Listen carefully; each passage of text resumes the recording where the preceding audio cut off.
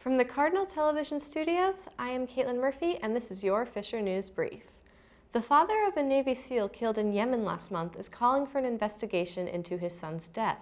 Chief Petty Officer William Ryan Owens died in an intelligence gathering raid that left several other service members injured. His father, Bill Owens, slammed the Trump administration in a Miami Herald story on Sunday. He asked why the raid went ahead so early in the Trump presidency. Owens also accused the White House of hiding behind his son's death to prevent an investigation. He also said he refused to meet with President Trump after the Navy SEAL's body was returned home. Sources say that 3 military investigations into the raid are underway. A ceremony in New York marked the 24th anniversary of the first World Trade Center terrorist attack.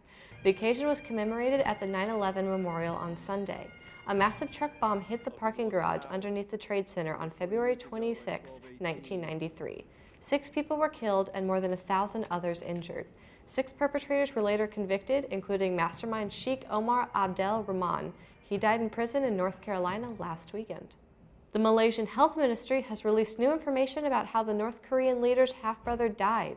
Authorities have been sweeping the Kuala Lumpur airport and questioning suspects as they work to find answers in Kim Jong-nam's killing nearly 2 weeks ago. CNN's Matt Rivers has more from Kuala Lumpur. Well, some very interesting developments over the last 24 to 48 hours, and let's start with the results of an autopsy that was finally completed on Kim Jong-nam, and what the Minister of Health here in Kuala Lumpur said on late Sunday afternoon was that the results of that autopsy were really in line with what we've been hearing from Malaysian police. It was back on Friday that Malaysian police said for the first time that Kim Jong-nam did appear to be the victim of being poisoned by VX nerve agent. And what we saw in this autopsy result, according to this health minister, is a death that is in line, something that they would have expected to see if this in this type of case, in this type of poisoning case. So really just further corroboration. We also know over the weekend that the 2 main suspects in this case, the 2 women who allegedly put this VX nerve agent on Kim Jong-nam's face, and they are in custody. We do know that they both met with their respective consulates.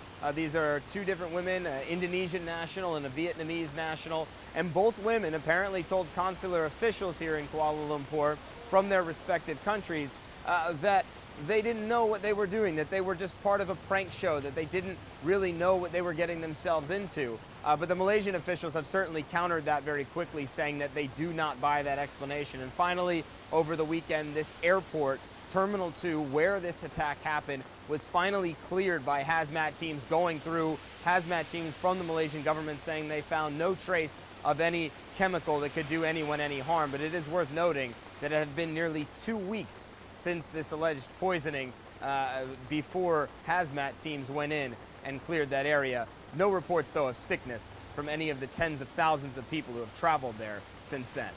Matt Rivers, Kuala Lumpur, Malaysia. Swastikas and racial slurs were found spray-painted in a New York neighborhood on cars and playground equipment.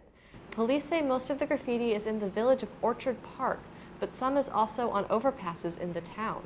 Some of the racial slurs have been cleaned up. Now police are trying to figure out who is responsible. Before sitting down to watch the Oscars on Sunday night, plenty of people went to the movies this weekend. One movie in particular. David Daniel has our box office roundup. 50 Shades Darker crossed the 100 million mark in domestic grosses, earning $7.7 million to spend the weekend in 5th place. The Great Wall, starring Matt Damon, fell to 4th in its second weekend out, making $8.7 million.